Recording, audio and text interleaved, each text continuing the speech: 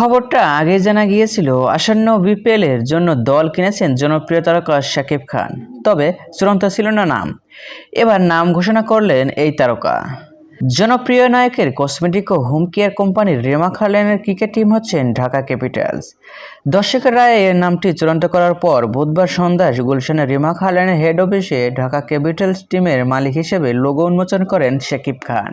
এ সময় আরও উপস্থিত ছিলেন প্রতিষ্ঠার এক্সিকিউটিভ ডিরেক্টর মামুন হাসান ইমন, ঢাকা ক্যাপিটালসের সিও আতিক ফাহাদ সহ অনেকে।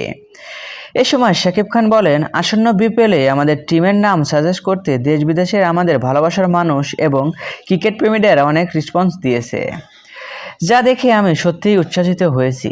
তাই সবার মতামতের প্রাধান্য দিয়ে আমাদের টিমের নাম চূড়ান্ত করা হয়েছে ঢাকা ক্যাপিটালস। তিনি আরও বলেন, আপনাদের সবার সর্বোচ্চ সমর্থন ও ভালোবাসায় ঢাকা ক্যাপিটালস অর্জন করবে কাঙ্ক্ষিত সাফল্য।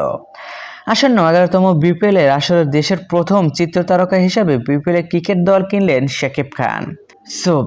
শাকিব খান এবার শাহরুখ খানের পথেই হাঁটলেন। আর হ্যাঁ, এই ভিডিওতে আপনার কি মতামত কমেন্ট বক্সে জানিয়ে দিন।